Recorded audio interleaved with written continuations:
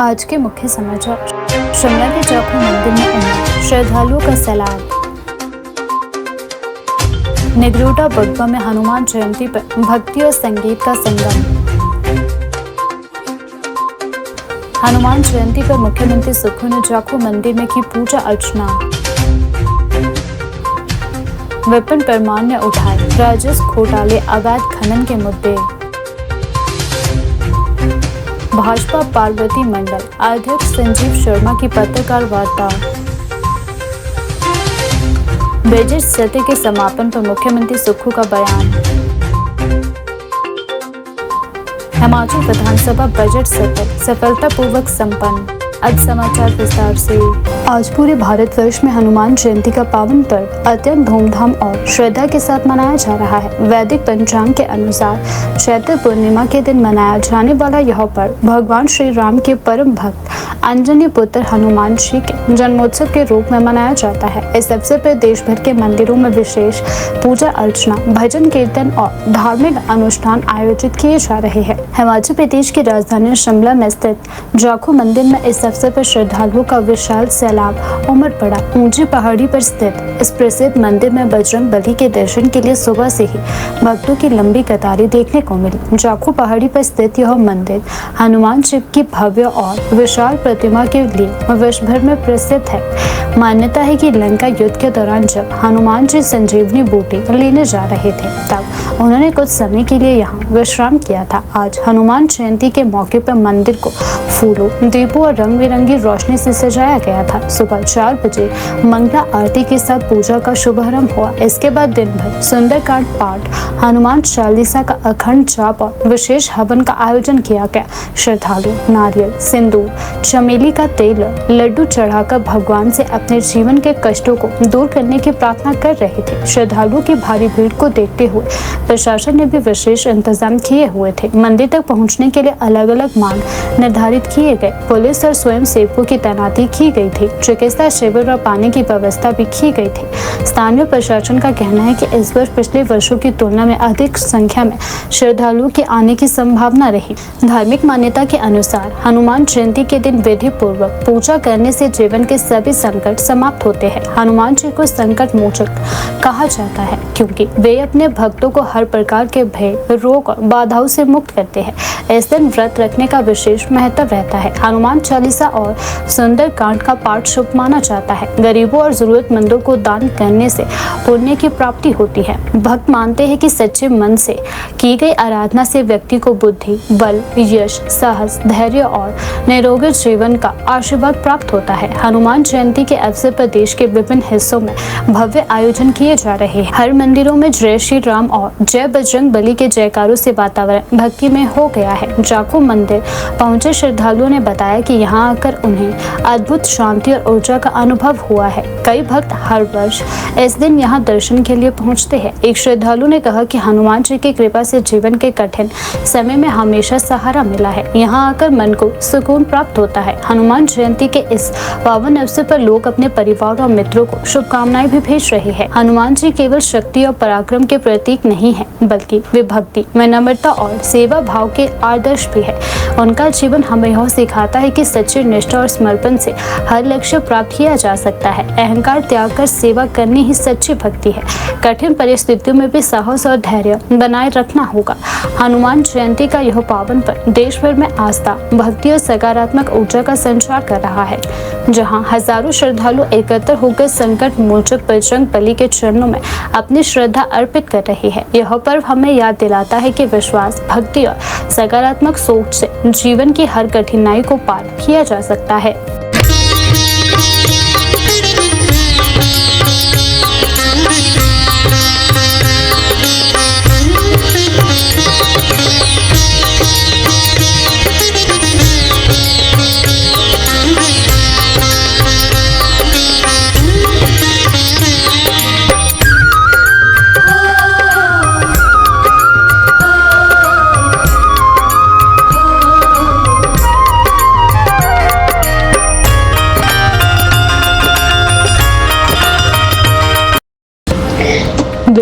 परमार ने शिमला में विधानसभा के दौरान प्रदेश की कानून व्यवस्था को लेकर गंभीर सवाल उठाए।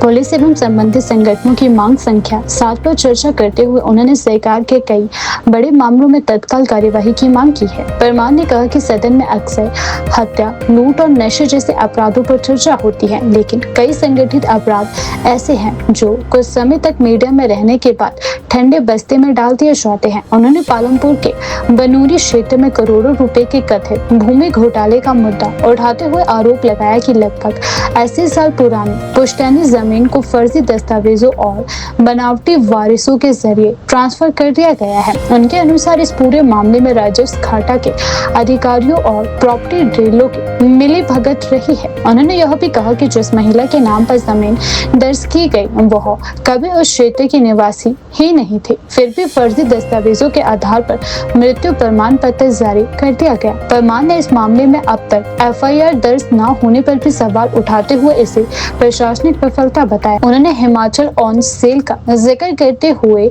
चेंज ऑफ लैंड यूज मामलों में बड़े स्तर पर अनियमितताओं का आरोप लगाया। खासकर बद्दी बरोटी वाला नालागढ़ क्षेत्र में बिना उचित सरकारी मंजूरी के भूमि उपयोग परिवर्तन की अनुमति देने के नियमों का खुला उल्लंघन बताया। विपिन परमार ने कहा कि प्रदेश में खनन माफिया, शराब माफिया और अब जंगल माफिया सक्रिय हो चुके हैं, जिससे प्राकृतिक संसाधनों का दोहन हो रहा है और समाज पर नकारात्मक प्रभाव पड़ रहा है। उन्होंने आरोप लगाया कि अवैध शराब का कारोबार खुलेआम चल रहा है और कुछ मामलों में पुलिस की भूमिका भी संदिग्ध है। सुलह विधानसभा क्षेत्र का उल्लेख करते हुए उन्होंने अवैध खनन और जल स्रोतों को हो रहे नुकसान पर भी चिंता जताई और प्रशासन से सख्त कार्यवाही की मांग की है।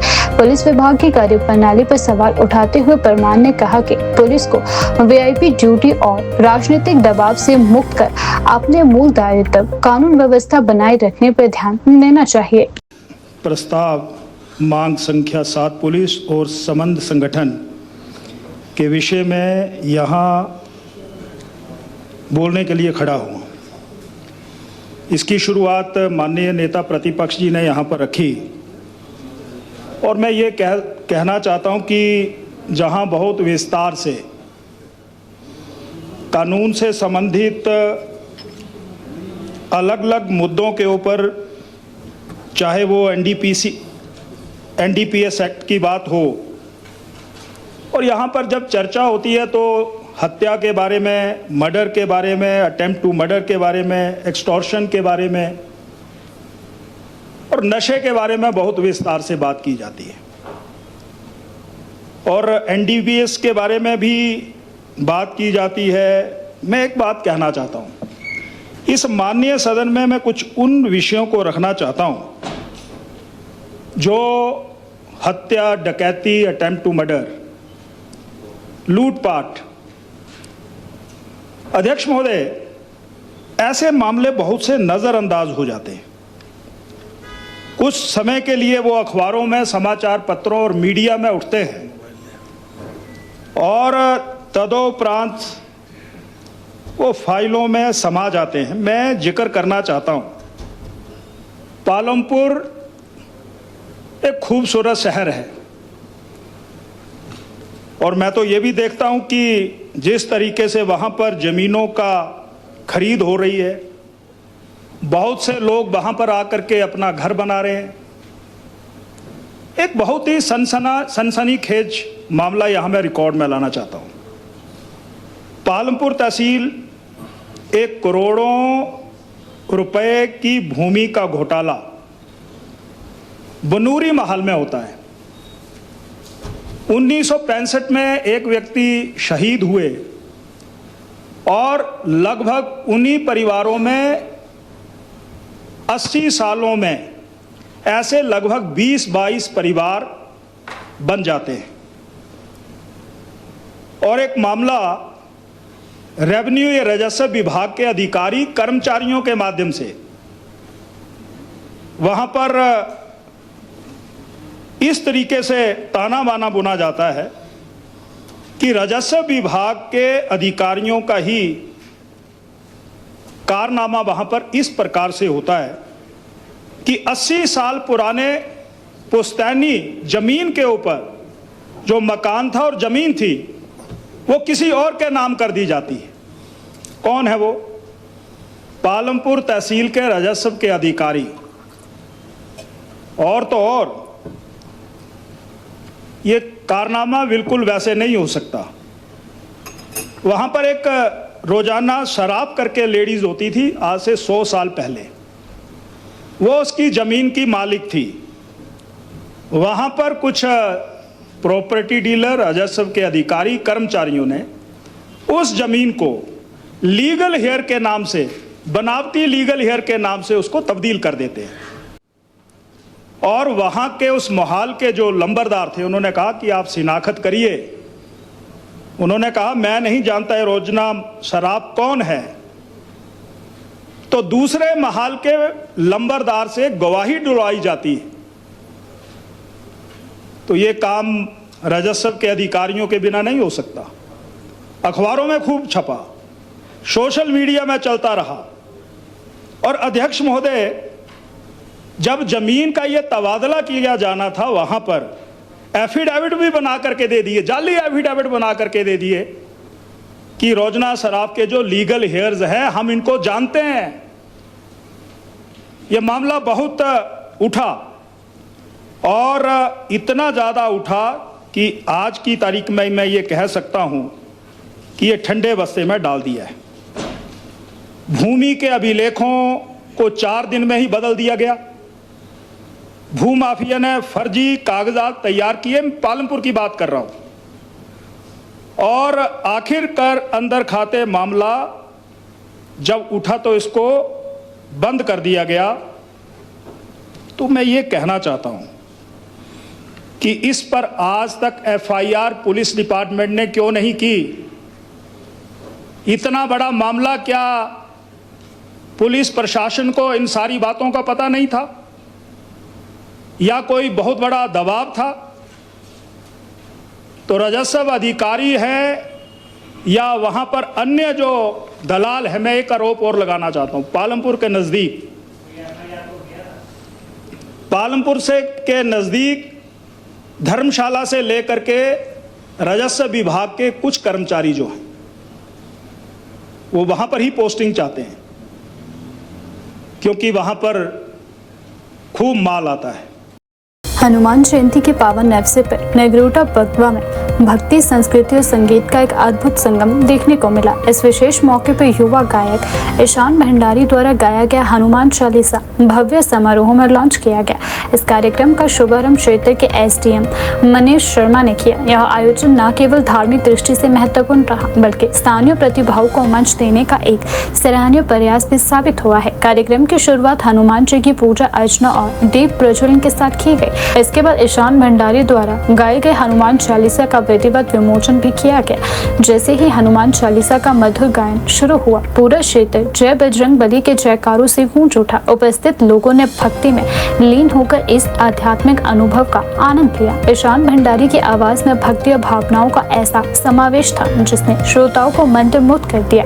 कई लोगों ने इससे दिल को छू लेने वाला और आध्यात्मिक ऊर्जा से भरपूर प्रस्तुति बताई। इस अवसर पर मुख्य अतिथि के रूप में उपस्थित एसडीएम मनीष शर्मा ने हनुमान चालीसा का आधिकारिक लॉन्च किया। इस अवसर पर मुख्य अतिथि के रूप में उपस्थित एसडीएम मनीष शर्मा ने कहा कि हनुमान जयंती जैसे पावन पर्व पर इस तरह की धार्मिक और सांस्कृतिक पहल समाज में सकारात्मक ऊर्जा का संचार करती है। ईशान भंडारी जैसे युवा कलाकार हमारी संस्कृति और परंपराओं को आगे बढ़ाने में महत्वपूर्ण भूमिका निभा रहे हैं। उन्होंने आगे कहा कि युवाओं को अपनी प्रतिभा का उपयोग समाज और संस्कृति के उत्थान के लिए करना चाहिए। इस कार्यक्रम का एक महत्वपूर्ण पहलू यह रहा कि इसमें स्थानीय कलाकार को प्रमुखता दी गई। ईशान भंडारी जो क्षेत्र में उभरते हुए गायक है, उन्होंने अपनी प्रस्तुति से यह साबित कर दिया कि छोटे शहरों में भी बड़ी प्रतिभाएं मौजूद है। सबसे पहले तो मैं सभी जो लोग आपके माध्यम से आज के इस लॉन्चिंग को देख रहे हैं, उनको जो हनुमान जयंती की बधाई देता हूँ। साथ में सबसे ज़्यादा बधाई देता हूँ मैं हमारे जो नगरोटा के बच्चे हैं, शान भंडारी जी, इनके पिताजी हैं पूजन भंडारी जी, सभी जो लोग आपके डायरेक्टर हैं मनीष धमान जी, और बाकी जो इनकी भी टीम है, जिन्होंने इतनी अच्छी स्टार कास्ट के साथ ये जो आज हनुमान चालीसा को मैं सोच नहीं सकता कि हनुमान चालीसा को भी इस तरह से प्रस्तुत किया जा सकता है। जिस तरह से इसकी शूटिंग हुई है और जिस तरह से लिरिक्स को बोला गया है, ये ऐसा टैलेंट जो है मुझे पूरा विश्वास है कि नगरोटा के सिवाय और कहीं नहीं हो सकता है। क्योंकि हमारे जो बच्चे हैं बहुत टैलेंटेड हैं, और खास करके शान भंडारी जो हैं, हम देखते रहते हैं जिस तरह से इन्होंने मेहनत की है, अपनी प्रतिभा को बाहर निकाला है और आगे बढ़ रहे हैं।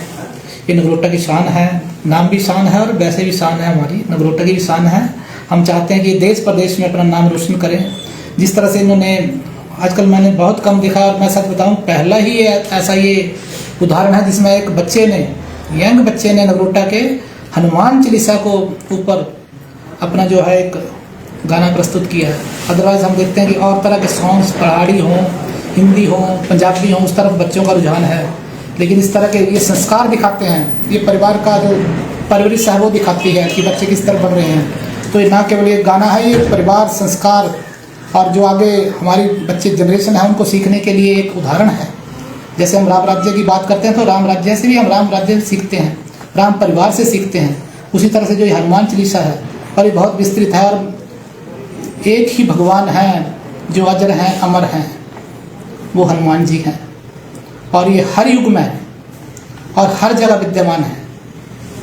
तो मुझे लगता है कि जिस तरह से मैं देख रहा था जो इनका अभी गाना लॉन्च हुआ है, और जितने भी इसमें जो जिन्होंने भी मेहनत की है, शूटिंग करना बड़ी आसान नहीं है। जगह जगह जाना, क्लिप्स को कैप्चर करना, ये कोई आसान काम नहीं है। हमें तो लगता है कि 5 मिनट का गाना ऐसे बन जाएगा, लेकिन इसके पीछे जो रात दिन की मेहनत है, जो दिन रात की तपस्या है, वो साफ झलक रही है। मैं बहुत बहुत बधाई देता हूँ, पूरे परिवार को बधाई देता हूँ, और सभी सुनने वालों को भी मैं ये अनुरोध करता हूँ कि इस तरह का जो उदाहरण है, शायद आपने भी पहले बहुत कम देखा होगा। हम चाहते हैं कि ये बच्चा जो है, ये हमारा अपने माता पिता का, अपने परिवार का, अपने नगरोटा का, अपने कांगड़ा का, अपने हिमाचल का, अपने देश का नाम रोशन करे। और हम भी आगे, जब ये बच्चा आगे बढ़े तो हम भी शान से कह सकें कि ये हमारा शान है। तो आप सबको एक बार बहुत बहुत बधाई, थैंक यू। हनुमान जयंती के पावन अवसर पर हिमाचल प्रदेश के मुख्यमंत्री सुखविंदर सिंह सुक्खू ने आज शिमला स्थित जाखू मंदिर में विधिवत पूजा अर्चना कर प्रदेश की जनता के सुख, शांति और समृद्धि की कामना की। इस दौरान मंदिर परिसर पूरी तरह भक्तिमय वातावरण में डूबा हुआ नजर आया और जय बजरंग बली के जयकारों से गूंज उठा। मुख्यमंत्री सुक्खू सुबह जाखू मंदिर पहुंचे, जहाँ उन्होंने हनुमान जी के दर्शन कर विशेष पूजा अर्चना की। उन्होंने राज्य में खुशहाली, प्रगति और जन कल्याण की कामना करते हुए बजरंग बली से आशीर्वाद भी लिया। मंदिर के पुजारियों द्वारा वैदिक मंत्रोच्चारण के बीच हवन और आरती भी संपन्न करवाई गई। मुख्यमंत्री ने कहा कि हनुमान जयंती हमें सेवा, समर्पण और भक्ति का संदेश देते हैं और यह पर समाज में सकारात्मक ऊर्जा का संचार भी करते हैं। इस धार्मिक अवसर पर कई प्रकार के गणमान्य व्यक्ति भी मुख्यमंत्री के साथ उपस्थित रहे। उसमें उनकी पत्नी एवं देहरा से विधायक कमलेश ठाकुर, टीसीपी मंत्री राजेश धर्मानी, विधायक हरीश शनाथा, महापौर सुरेंद्र चौहान, उपायुक्त अनुपम कश्यप तथा पुलिस अधीक्षक गौरव सिंह सहित अन्य अधिकारी और जनप्रतिनिधि भी शामिल रहे। सभी ने मिलकर हनुमान जी की आराधना की और प्रदेश के उज्जवल भविष्य की कामना की। मुख्यमंत्री के दौरे को देखते हुए मंदिर परिसर में सुरक्षा के व्यापक इंतजाम भी किए गए थे। पुलिस बल की अतिरिक्त तैनाती के साथ साथ श्रद्धालुओं की सुविधा के लिए विशेष व्यवस्थाएं भी की गई। भारी भीड़ के बावजूद दर्शन व्यवस्था सुचारू रूप से संचालित होती रही। मुख्यमंत्री के मंदिर पहुंचने से श्रद्धालुओं में भी खासा उत्साह देखने को मिला। कई भक्तों ने इसे अपने लिए सौभाग्य का क्षण बताया कि उन्हें इस पावन दिन पर मुख्यमंत्री के साथ दर्शन करने का अवसर प्राप्त हुआ। एक श्रद्धालु ने कहा कि आज हनुमान जयंती के दिन यहाँ आकर और मुख्यमंत्री के साथ दर्शन करना हमारे लिए बेहद खास अनुभव है।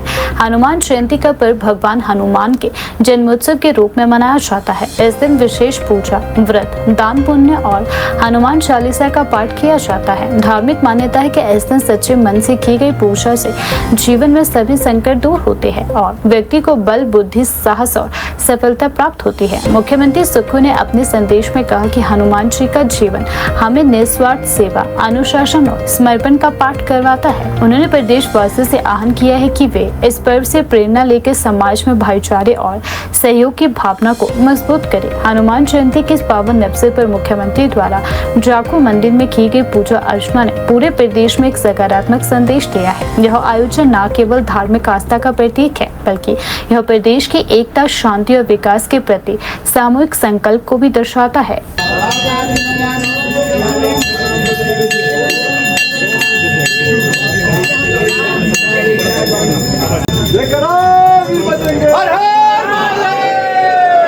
बोला पवन पुत्र हनुमान की जय, बोला पवन पुत्र हनुमान की जय, बोला सियापति रामचंद्र की जय, जय करा वीर बजरंगी।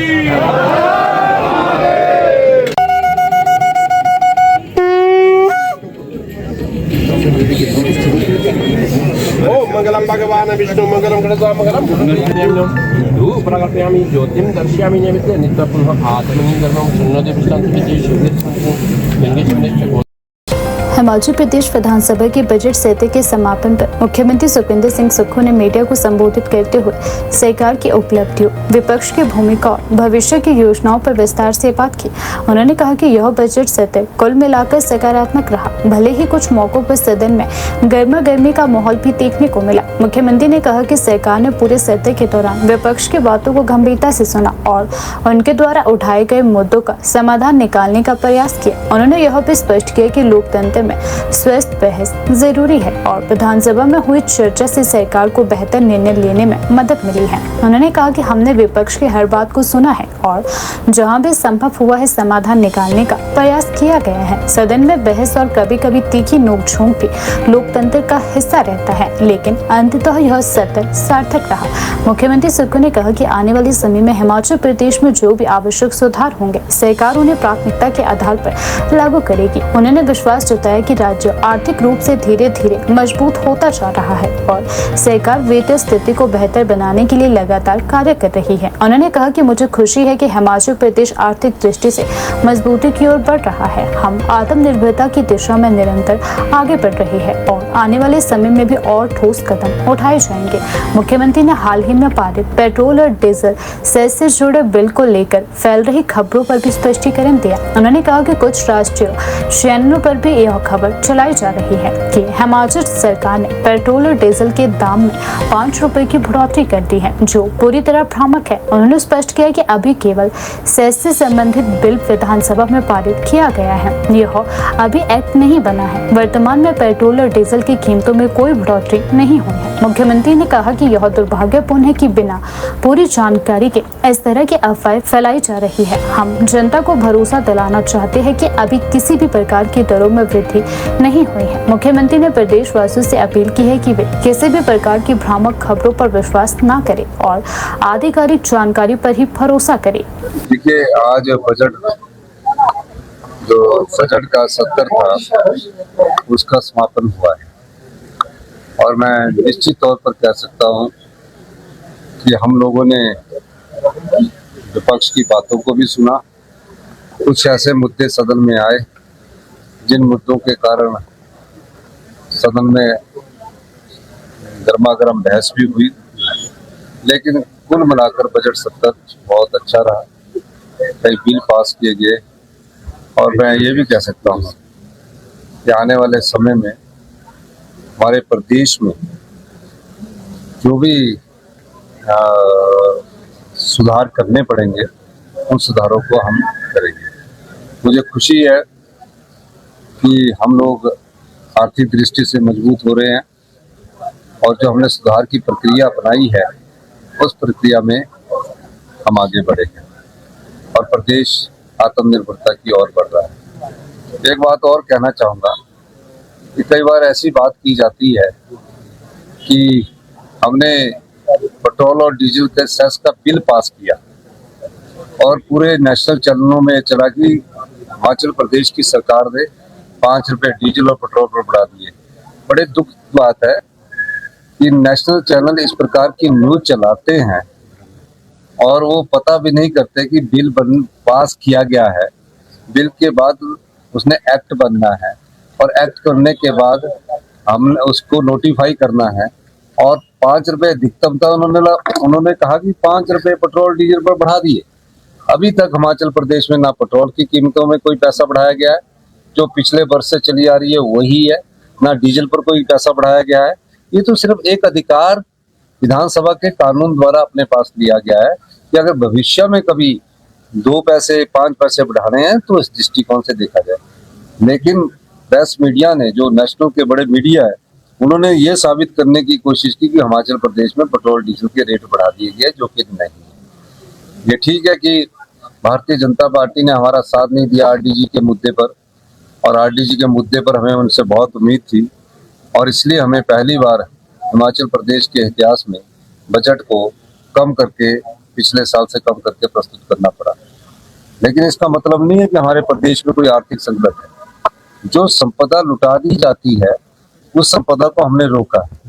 आरडीजी तो पिछले वर्ष भी 3200 करोड़ रह गई थी 6200 करोड़ रुपए से, लेकिन हम प्रदेश की अर्थव्यवस्था को सुचारू रूप से चलाने के लिए व्यवस्था परिवर्तन कर रहे हैं।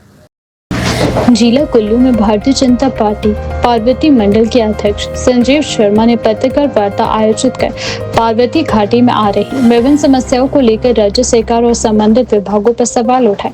उन्होंने कहा कि पार्वती घाटी के लोगों को कई प्रकार की समस्याओं का सामना करना पड़ रहा है, जिनका समाधान अभी तक नहीं हो पाया है। संजीव शर्मा ने कहा कि आने वाले समय में घाटी में सेब का सीजन शुरू होने वाला है, लेकिन क्षेत्र की सड़कों की हालत बेहद खराब बनी हुई है।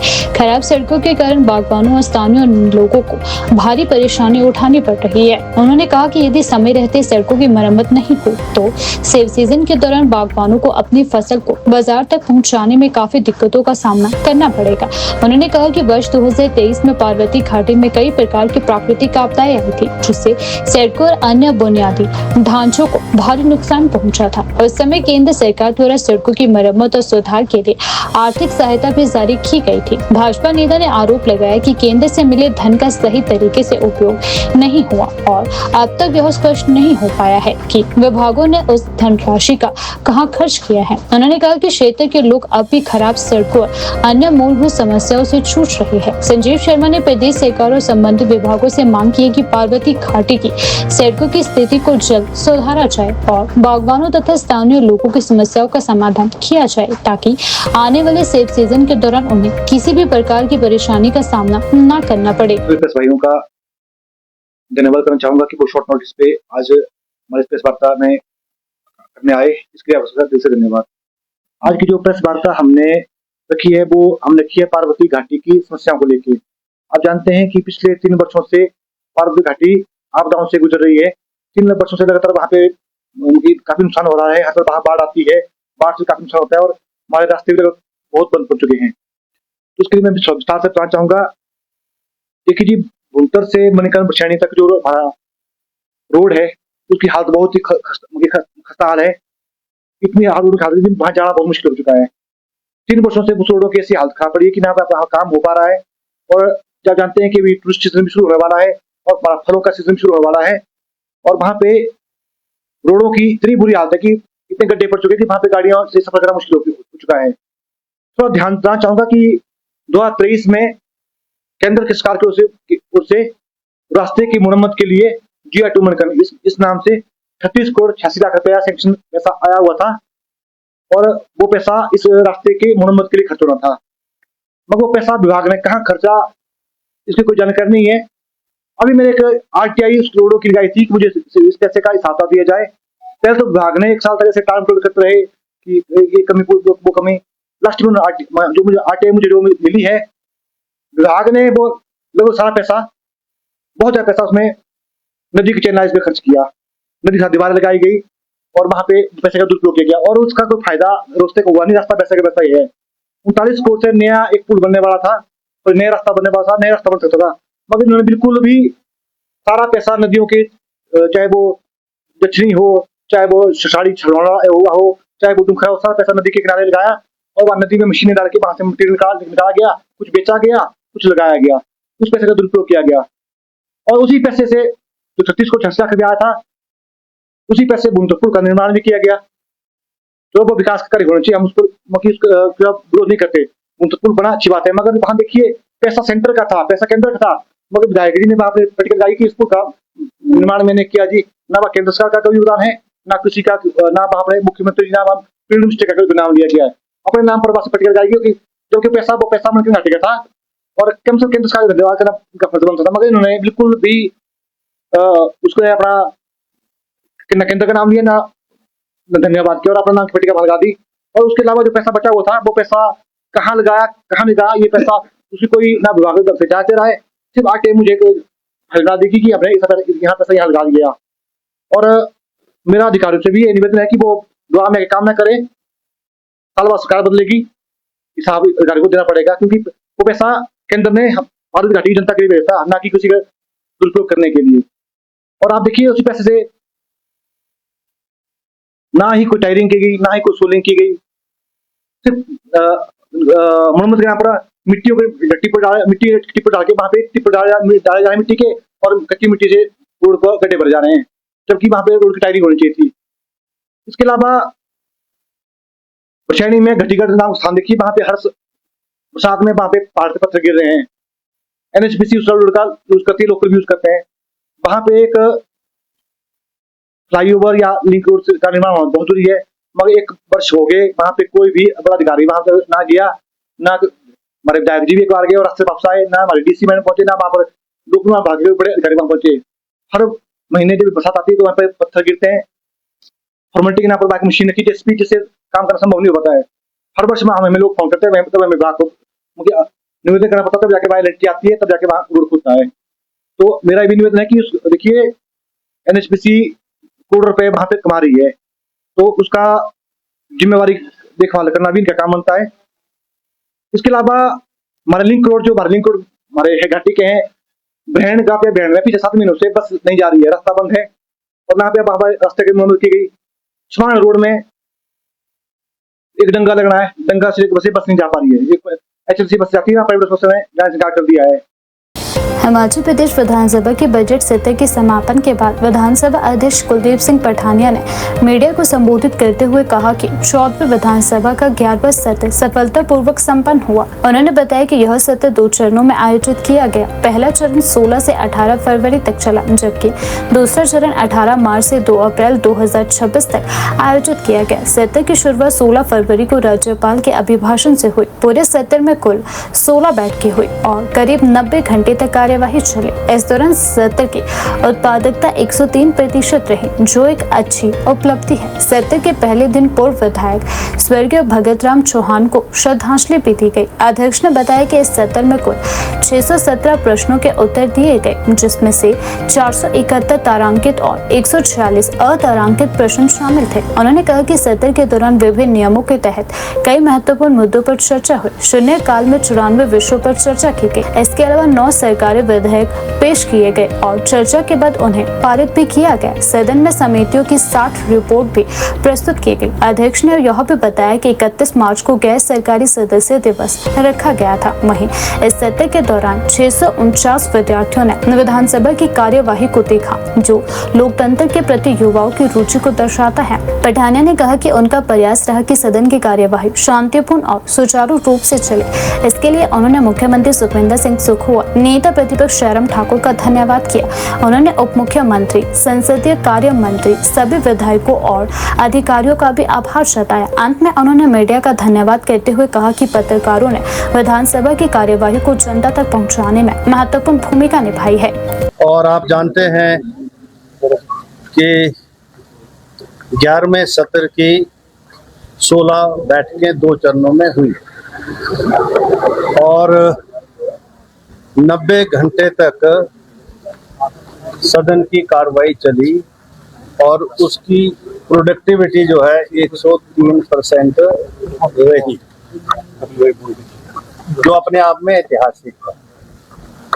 आप देश की अन्य विधानसभाओं के संचालन को भी देखते हैं और हिमाचल प्रदेश की विधानसभा का जो संचालन है आप उसे भी देखते हैं और उसका कंपैरिजन आप कर सकते हैं।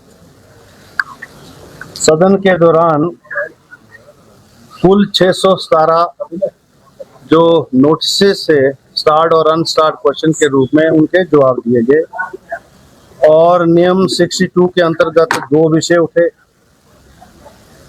67 के अंतर्गत 1 विषय उठा, 101 के अंतर्गत 4 विषय उठे 130 के अंतर्गत एक विषय 8 सरकारी विधेयकों को जो है सदन में पास किया गया।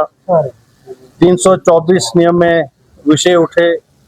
शून्यकाल में 94 इश्यूज जो है रेज माननीय सदस्यों के द्वारा हुए और जो कमेटी रिपोर्ट्स हैं उसके 60 रिपोर्ट्स जो है सदन में ले हुए और जो है सदन की कार्रवाई को देखने के लिए लगभग 1000 बच्चे जो है ये इन 18 सिटिंग्स में इस माननीय सदन में आए और जो है प्रदेश हित के जो विषय थे, कोई भी ऐसा विषय नहीं होगा जिस पर सदन की इन बैठकों में चर्चा नहीं होगी और कुछ तो ऐसे विषय हैं जिन पर एक बार नहीं अनेकों बार विभिन्न जो नियम है हमारे उनके तहत चर्चा हुई। यानी प्रदेश माननीय मुख्यमंत्री जी और प्रतिपक्ष के नेता